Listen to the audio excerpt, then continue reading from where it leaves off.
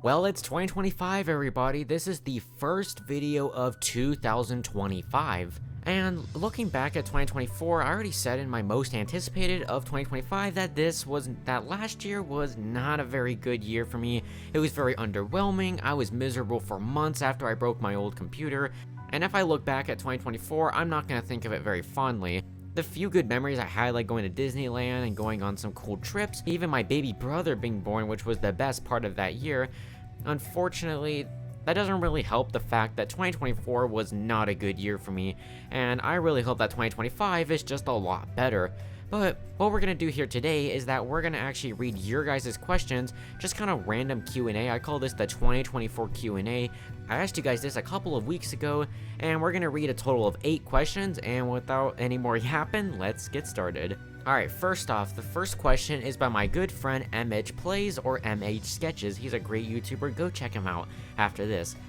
What made you start your YouTube career? Well, I remember, I think it was like September of 2023, and I was just sitting in my old house at my dad's, and I was just like, I really want to make videos. So I thought like, hey, how about I make videos on Roblox? Because for a long time, I've been wanting to do like a YouTube channel or something like that, but I didn't really think I ever had the equipment or anything to do that, and well, I kind of didn't, but still, I started to make some like gameplay videos on Roblox, and it didn't really go very well because the footage was always laggy and bad, but I was kind of starting to learn how to exactly upload on YouTube, how to exactly make these videos, and then eventually I just kind of pivoted and moved into the movie part of my channel, and I grew that part way up. My main YouTubers that I'm like inspired by are YouTubers like John Campea, 3C Films, and especially Dan Merle, 3 YouTubers I highly praise.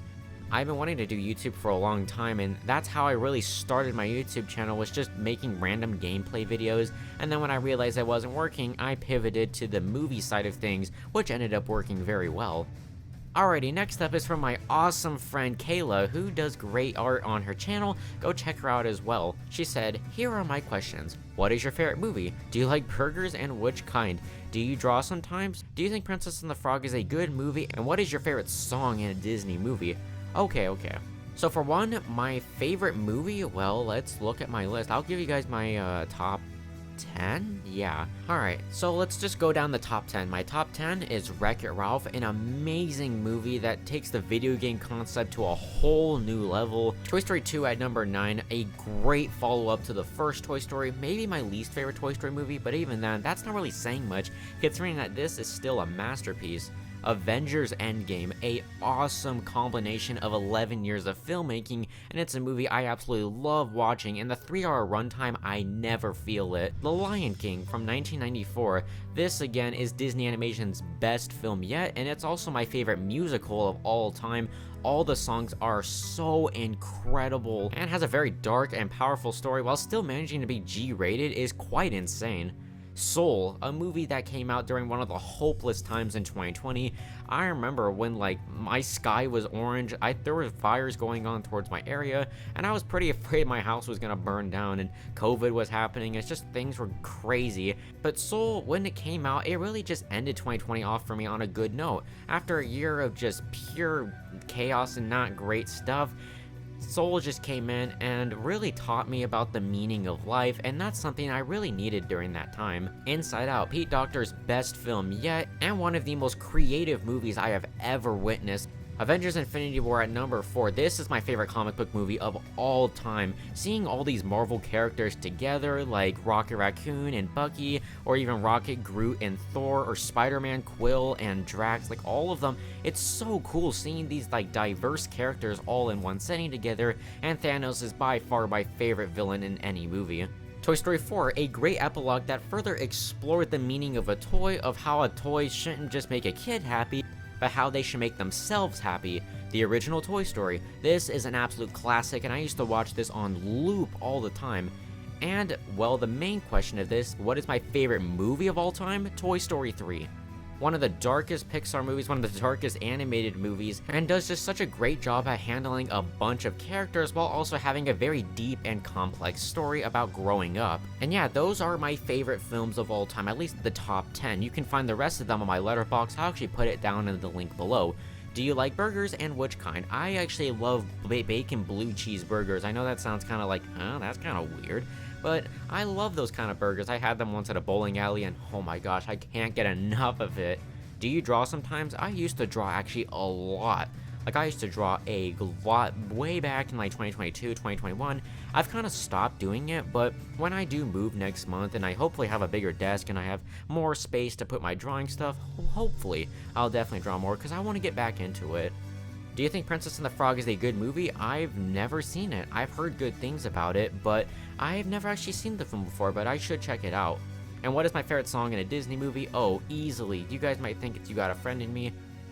It's Circle of Life. Circle of Life is my favorite Disney song and one of my favorite songs of all time. No joke. That song is just beautiful and perfectly pulls you into the world of Lion King and is such a strong opening for such an amazing movie. Alright, next up is from Sadness Alex. I also have another question. Do you think Turning Red and Inside Out may be in the same universe? I actually kind of think so, because in Inside Out 2, we did see an Easter egg of Four Town in Riley's room, and then in Dream Productions, we heard the Turning Red music when Riley was at the dance in her dream, and I think that's actually a really cool connection that they do have together. I mean, are they in the same universe? No. I just think Four Town is the only thing that is really canon in the Inside Out franchise, but even then, they have completely different art styles, so I don't think they would exactly be in the same universe. Next up is from Quick Stoke, hopefully I'm saying that correctly. Hey Laser, do you have any predictions on how Incredibles 3 will play out? Do you think a third installment is necessary and could be as successful as Inside Out 2? I may be a bit paranoid, and I may apologize if I do have a feeling that Incredibles 3 might end up being primarily a cash grab to Toy Story 5 and Ice Age 6, I'm just a little concerned that it may be lacking any of the charm or the appeal. Well, Brad Bird is coming back to do the third movie. I loved that second movie. I think he's going to listen to some of the criticisms, because my only small criticism with Incredibles 2 is that the tone is completely off from the first movie. The first movie had like a very dark and serious tone. They implemented some dark themes into that movie and surprisingly still kept a PG rating, which I don't think they would have gotten away with it today. Incredibles 2 felt a lot more lighthearted and it felt like it was a lot more for kids. Not a bad movie, I actually love that movie, but that was only a small issue. Incredibles 3, I think Pixar knows how much people want this, and they're gonna make it as great as they can as possible. I mean, they do want it to be a success, but I think money is not really the reason why they're making the sequel. Toy Story 5 is a bit conflicting, like, maybe that movie is made just because of money. Ice Age 6, oh, absolutely Disney, why are you making that? So I don't think you should be too concerned about it. I think Pixar's gonna do a great job on it. Which Toy Story movie do you like the most? Oh, easily Toy Story 3. Again, has a lot of dark themes for a kids movie and did some things that I was like, holy cow, I did not think this movie would do this. Especially the incinerator scene, which I've like watched so many times, and every time it just gets me. And that ending, dude, oh my gosh, it's a great ending to the Andy trilogy. What's your favorite Disney and Pixar movie? Well, I listed my top 10.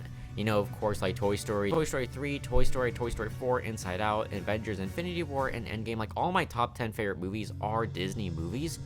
So those are like my main ones. My main favorite are all the Toy Story films. Alrighty, this next one comes up from Sleepy Bird. What is your favorite animal and why? My favorite animal is actually, well, does this count? A dinosaur. I love dinosaurs for their creative and unique versions and designs, and I think that they're some of the most fascinating creatures that we do have that, well, of course they're extinct, but every time I see a dinosaur, it's just so cool. And the final question, which is a bit of a hefty one, but no biggie, it's from Mario Fanatics Animations. Dear Laser, here's my question. Are you excited for Beyond the Spider-Verse since it's not releasing in 2025 according to an article from Deadline Hollywood during the box office flop of the opening weekend of Kraven the Hunter?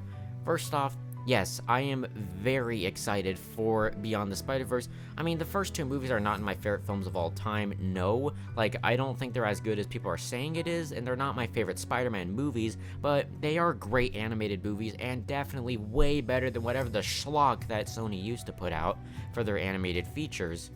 Do you think Sony will announce a new Spider-Man date for it in June of 2026, while Sony attends next year's CinemaCon 2025 next to Tom Holland's Spider-Man 4 in the MCU, also releasing in July of 2026? I don't know, because the production's been really messy on that movie, and Spider-Man 4 too, they're having trouble with the writing of that movie. That movie could get delayed, and I think at best, Beyond the Spider-Verse releases in 2028.